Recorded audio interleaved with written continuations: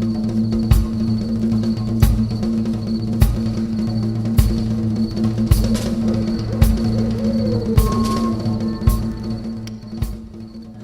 everyone, welcome to The Lost Generation, outside of the mainstream. My name is William Hooker. I am a musician, poet, and part of this generation of artists. My goal with this podcast, which is being broadcast on its own YouTube channel and my website, williamhooker.com, is to introduce you to many of the musical artists that are outside of the mainstream and have made important artistic contributions to our culture. I have also interviewed producers of the music and many fans and supporters of this work. My guests are sharing what makes this art form unique and significant. I hope these conversations will inspire you to listen to the music, which may change you, and the way you view music, which again is outside of the mainstream. Today, we are interviewing Greg Harris, trombonist and bandleader, along with Hilliard Greene, bassist and composer. The interviews come out on the 1st and the 15th of each month. We are presenting these interviews, and we have so many amazing interviews coming up that you will be hearing in the future. This is The Lost Generation, outside of the mainstream. This is a story that needs to be told. I'm sitting here in the presence of Craig Harris. Hello. Trombonist extraordinaire, as well as other instruments. And Hilliard Greene, bassist extraordinaire. I'm not going to elaborate on your the things that you've done throughout the course of your life. I don't even know most of it, but I will say that I chose these two individuals because I know that they have a unique perspective about what they've seen, who they've known, who they've seen presently, and who they've seen past. I'm going to ask you a couple of questions, and my first question is,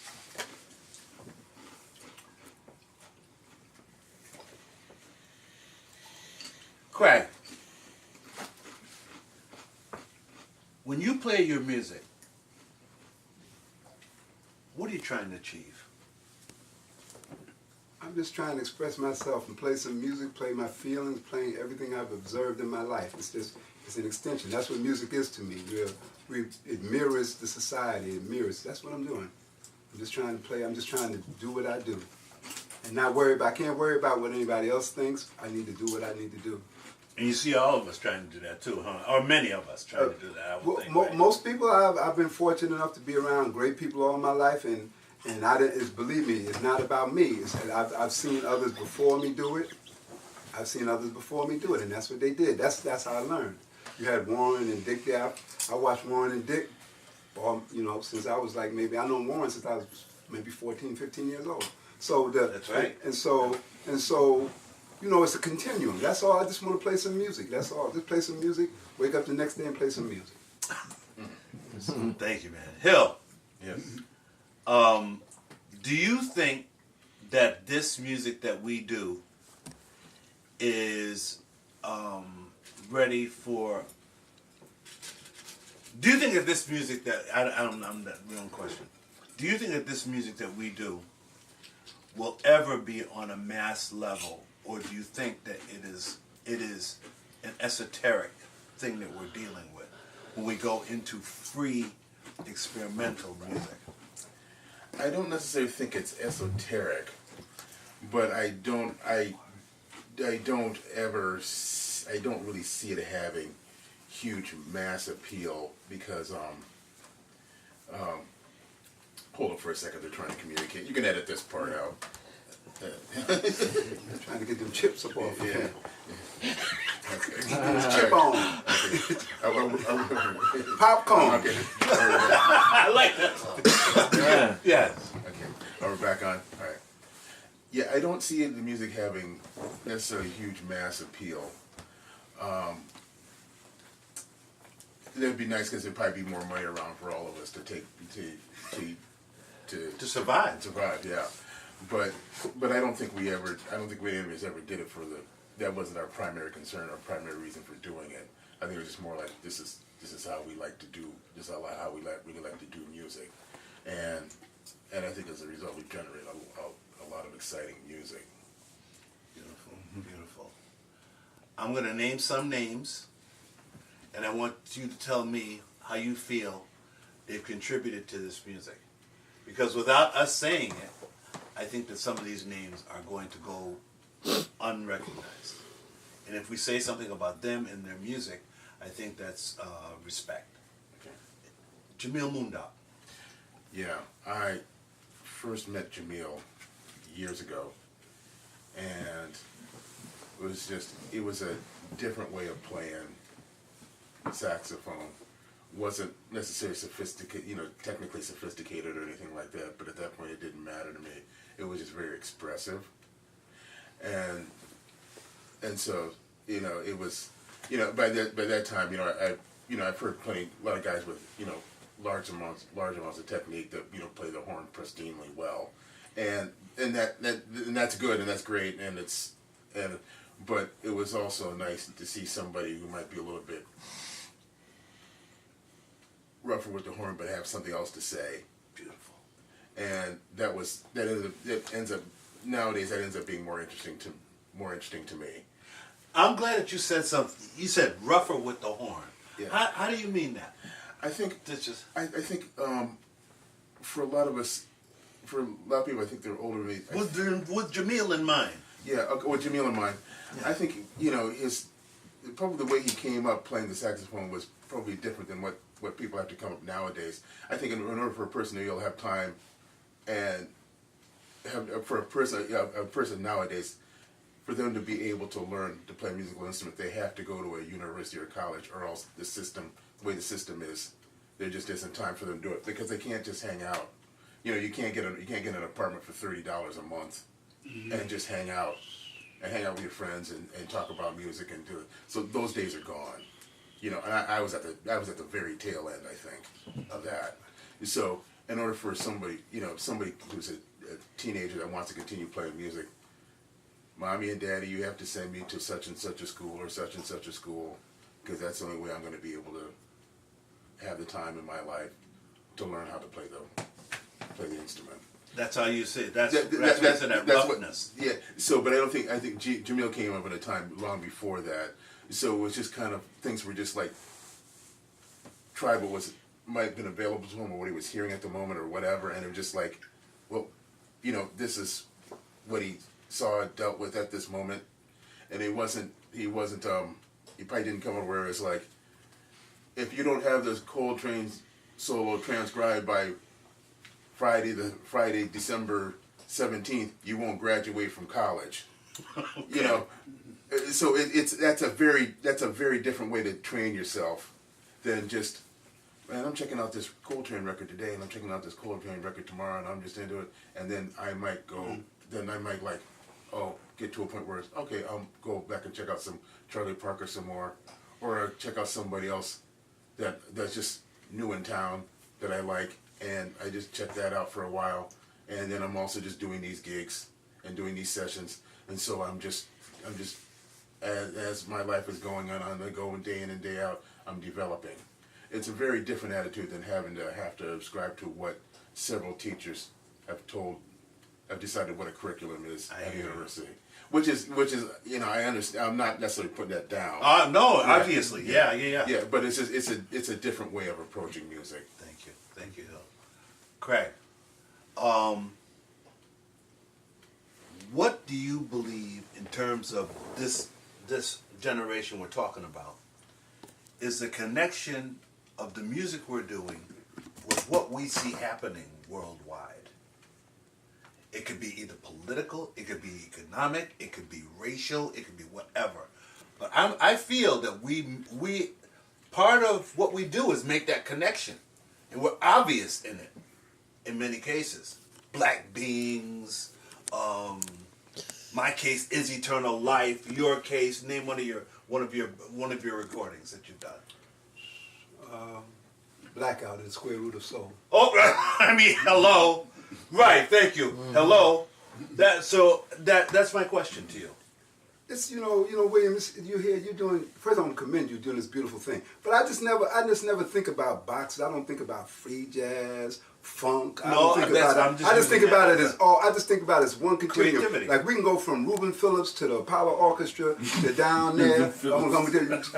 Way back to downtown where people throwing some rice on the floor. I just want to be around some people who just expressing themselves. And our generation it's not so much about our generation. We're part of something much more than that. And it has nothing to do with the art form. That's all business. You talk to Ornette, that's all business. Because they could sell, you go to marketing people, they could sell anything if they want to. Mm-hmm. You go to market, they sell any damn thing if they want to. If they decide they want to sell it. But if you're talking about the things that we start talking about, when you start talking about health care, when you start talking about tax cuts, when you start talking about stuff like that, that's not going to be pushed. No, stop that right away. Stop that, stop that. Warren and Dick, there was a great man named Ellis Hayslip. He had a show called Soul. And what they was laying down on that show, and that's that's what I come up on. So that's why I'm crazy. Because when I saw James Baldwin on that show. It's not your fault. That's what when you start seeing them people doing like and you see it's off the air right away. Craig, you got to remember. Yeah. He's laughing. I'm laughing. We actually watched that show. We watched that show. We know what show you talking about. So you got to control. You got to have you're not going. You have to have some kind of say so in the control of how you're being seen, and that's very important. That's our generation. We don't have that. Thank you, man. We don't have that. We don't have that. So what you're doing is invaluable. So so they can and I'm not going to talk about the great they, but the forces that control the media are controlling what the people see. Thank you. And controlling who's valid. So if you're waiting for somebody, Craig. If you're waiting for somebody to validate you, you'll die. You can't wait for nobody else to validate you. You got to go from I had a great teacher named Maconda Ken McIntyre, Warren Smith. Then I come through Sun Ra. I come through people, and you don't wait for nobody to validate you. You don't wait for nobody, and you just study as hard as you can all your life. And like if you got to do a calypso, you go do the calypso. If you got to go do the booger rooga, you do the booger. I hear you. You do anything. If you got to go do that Broadway show, you go do that. That's right. You go do whatever you do. And in our generation, that's what we can, because I'm 64 years old now. I can't even believe it, but you said we do what we do. We do what we do. And being in New York, we just we saw people died. Them dogs, they put them dogs on them people in Mississippi. They killed people. King, Kennedys. They just got to wipe out that independent thought. And so when I go to another city, I'm always looking for other musicians who thinking independent. Always, it ain't about out or free. It's like we talking about self-survival, self-sufficient musicians. That's what I'm looking for. Let me run one by you. Tell me something about his music. If you know him, if you don't, I'll run another one. Thurman Barker. Chicago, well-trained musician can go from he can go from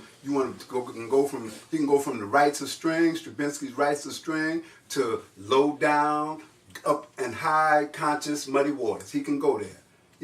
That's Thurman Barker. He can do the music, and that's our generation. Them guys, them people before us, they set this thing up. They set such a high level that, and then they got political in the '60s. So it's really opened up for us. But the forces the forces that be said, no, we not to lock this down and get it back, because they just got off. They're off the plantation and they just taking over. So lock it back down. We in a lockdown period, not music wise, business wise, and media wise. Right. And they don't teach nothing in schools about culture in schools. It's sad. Let me throw a couple of names at Hill. Let me see those cards. Richard, thank you. I'll just throw it out at you. Oh, let's see. Careful.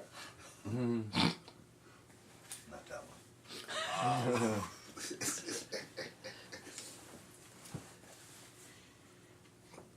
Tom Bruno. You know, I can't really comment because I really don't know.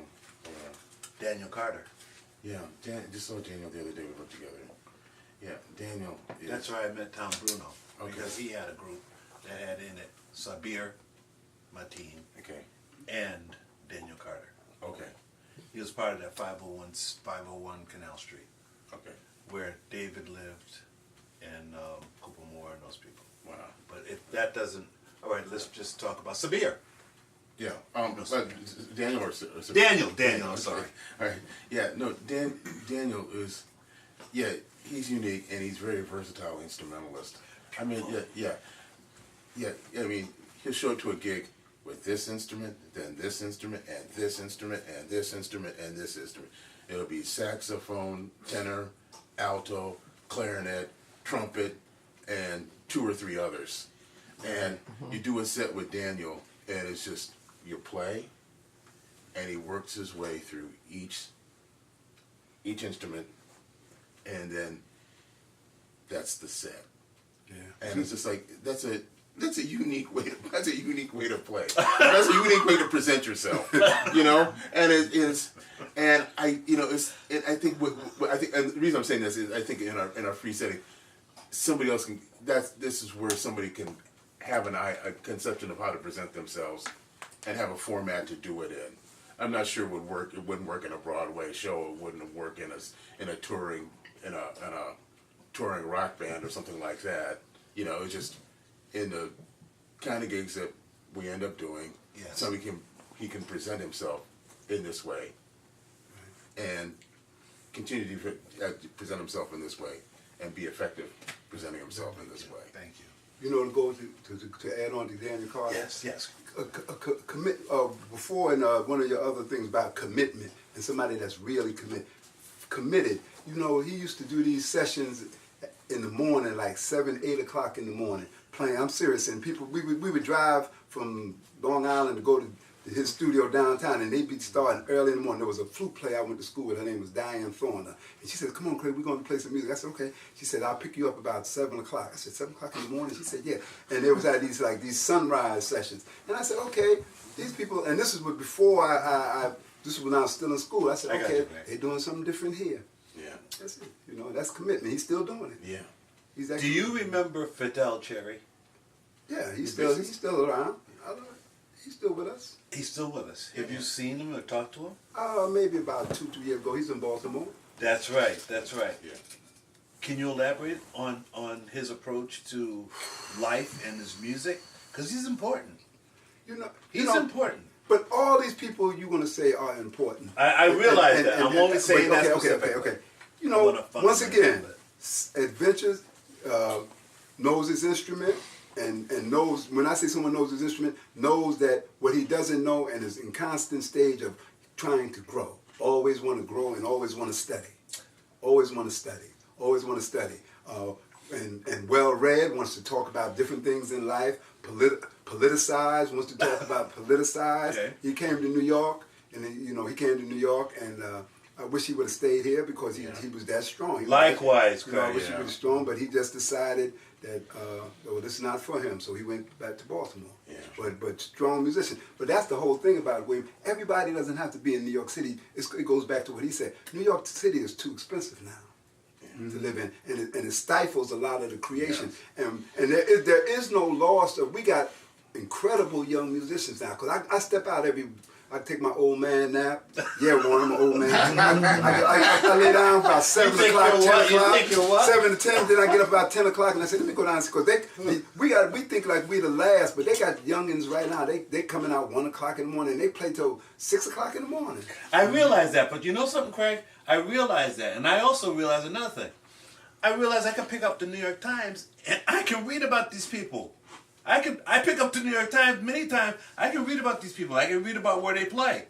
But this generation I'm talking about, it's almost like I can't read about us.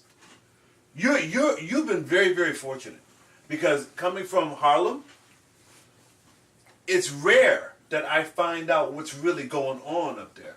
It's rare, and you've made it a part of who you are to tell people what's going on there, and I laud that. I really do. Okay. You get my point. You know, but what I'm saying is it's like I came, like I went to State University, College at Old Westbury. Sure. So all the stuff that you know, I was reading books about Cecil Taylor living down in Wall Street in a room this big. I read about McCoy Tyner after he left John Coltrane, like how he had to drive a taxi and how, you know, he was juicing and stuff. I read the real lives about these people, about like this ain't gonna be no picnic.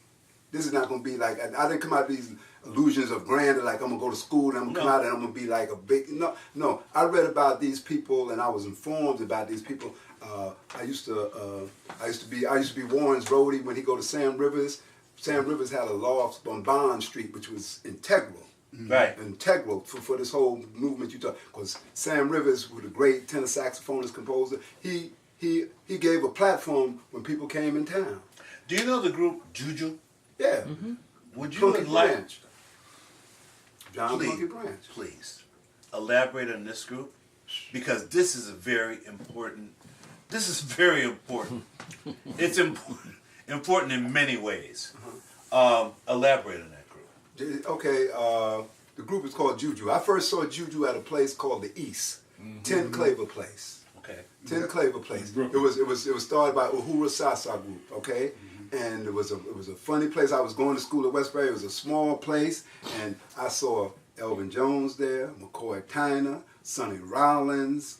You call it Jimmy Garrison. You call it whatever it was, because we were in that middle of that nationalist. And at that same time, I would go to Reggie Workman. There was a place called the Muse, and they had the Muse big band every Wednesday night. We had rehearsals. Okay. At Wednesday night at the Muse, Bedford and Rogers, and the big band was like Jeff King. Right. Please. All right then. Okay. Lawrence Stop. Stop right there. Stop. Lawrence Northington. Lawrence. Talk to me about him. Specifically, really, specifically, okay. yes. Alto saxophone player. This is what I believe. Really, I believe that you have to study all your life. So if you don't come in, and you can come in if you want to come out hollering and all that stuff, do it, because that's your spirit. You know, if that's what you do, holler. You ain't got to know nair chord change.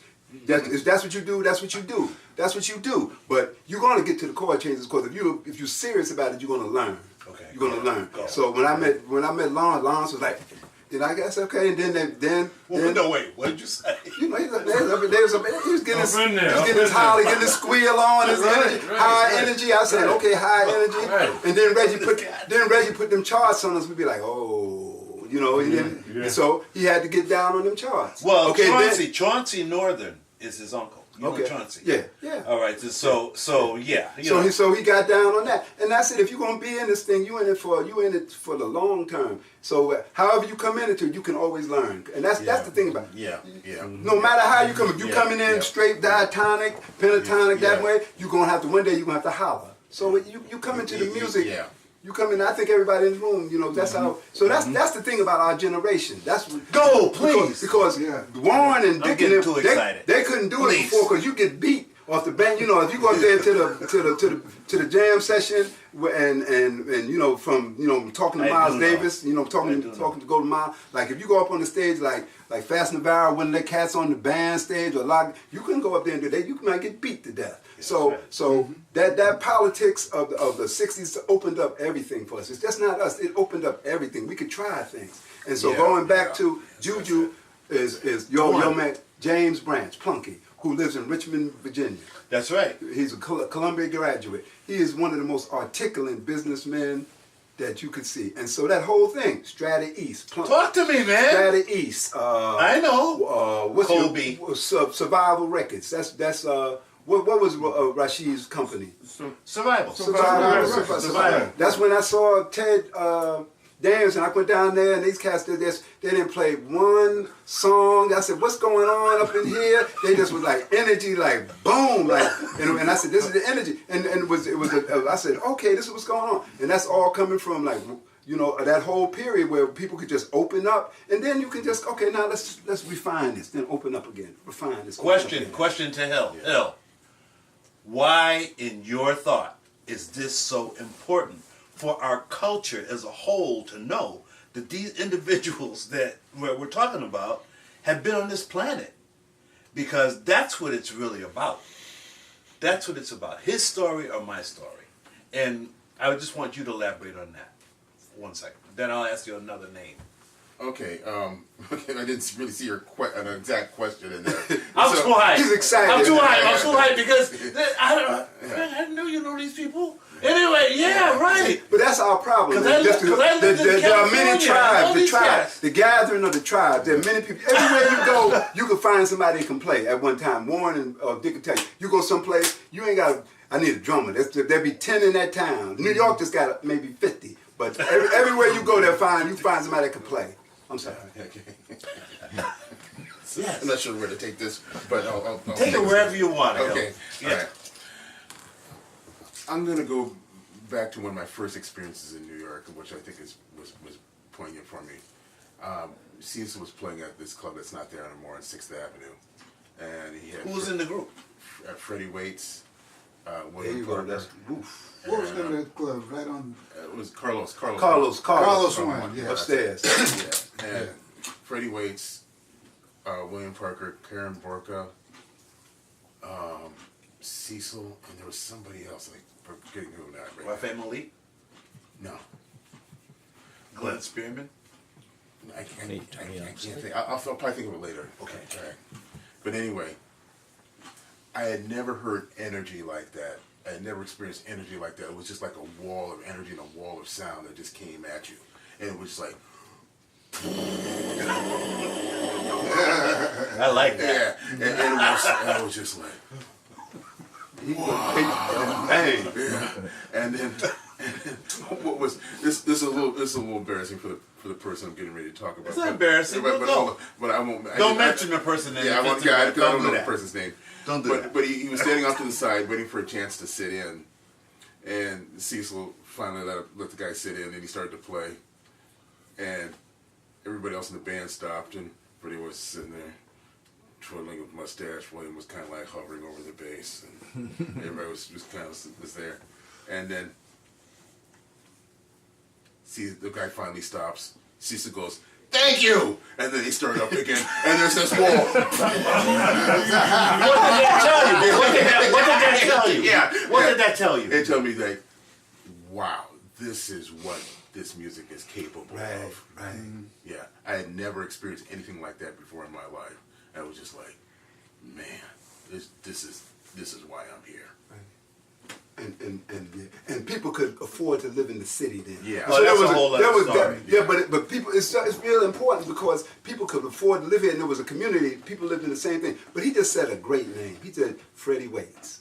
You know, this right. is like see Freddie Waits. Let me tell you, man. I seen Freddie because I lived in Studio Wiz from '76 to '79. Okay. Whoa. Okay. Uh-huh. Okay. So Freddie Waits. I see him up in McHale's. That was a club up in West Side. He'd be funking hard with the fat back with Eric Gale and them. Yeah. Like just like bang, right? Like that. And then the next minute I see him, he like foaming with CECIL Taylor. I said, this is something. Yeah. This is something this is what this is supposed to be about. That's what our generation is about. That's that kind of thing. Like I said, whoa. I said, wait a minute, because I said, that's the same cat. Didn't I see him uptown? Like. Yeah. And then next time I see him like this, I said, that's the same one. Yeah. That's the same one. That's our generation. So That's the same culture is what it is. Right. Yeah. But elaborate. And so the techniques, we don't let nobody put us in no box. Because it's just like you're gonna name so many names and the names, and it's bigger than names. It's about was the music at that time served the purpose for social change, for love. You know, Creator had a master plan. The whole thing, and that thing was shut down. the forces that control the media consciously, and all those people with it like you I'm with it, and everybody else, we got to shut them down. So what you're doing is so important, man, because we have to tell these stories. Thank you. We had some stuff on Broadway and off Broadway. Sponsored by the musician Shep and all them cats. Were you in Shep's band when they did that Broadway No, I was show? working with Sunrod then. Yeah. All right, now let me go and just say, this is great. Let's have the next two people come up and speak. Craig, thank you so much. Oh, but thank really, you. Craig, really. No, thank you. Craig. I really believe, I hadn't seen you in so long, man. But I used to practice in Maconda's place with Trudy and with Roy, and you were up there. But now, No this Maconda, energy, no Craig Harris. This energy, No Maconda, you remember no this Craig energy, Harris. this You energy, understand Craig, that? this energy, Craig. Thank you, man. Yeah. And William and Hill. Hill, Hill and I got a connection. What's our connection here? Yeah, we have a. What's the connection, Hill? Yeah, we have a mutual relative. He passed on now, but yeah, he's from the South, and my parents are from the South, and What part? South Carolina. When did they migrate? Well, my dad moved up to North when he was getting his master's degree, and then he got a job offer in Iowa, a teaching job offer in Iowa City, and then that's how I. So did he come up here in like the 40s, early 40s? No, he could. It must have been late 50s. So how did you two find out about this cousin? Because my people are from Aiken, South Carolina. So and my great grandmother brought our family up in 1933. But let me think about musicians: love, women, drugs, food, that kind of those things, and liquor. They bring musicians together. But a woman brought us together. Also, higher consciousness. Higher consciousness. Because I'm getting hyped now. The music first, though. Lawrence Northington turned me on to a book that he was studying when he was in Sunrise Band. Right. It was a Rosicrucian book about the study of sound. I had that book right over there. I'll never forget it. So when you came up with Lawrence Northington, I'm telling you, man, you boom, you didn't even know you was even doing it, huh? And you know what I liked about him? He had a badass apartment I don't know about that. He had a badass apartment on Lafayette and Clinton, a beautiful apartment. I'm like, how does this cat do this?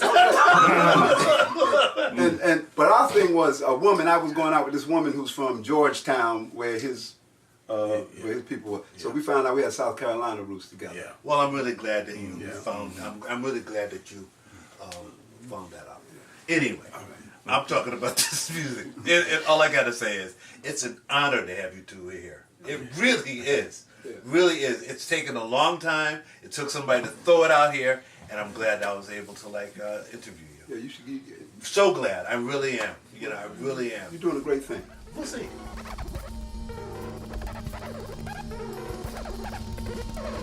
Thank you for tuning in. In months ahead, you will have the opportunity to hear from many more Lost Generation artists and supporters. The audio-only version is available wherever you get your podcast. If you haven't already, make sure to subscribe to hear upcoming episodes.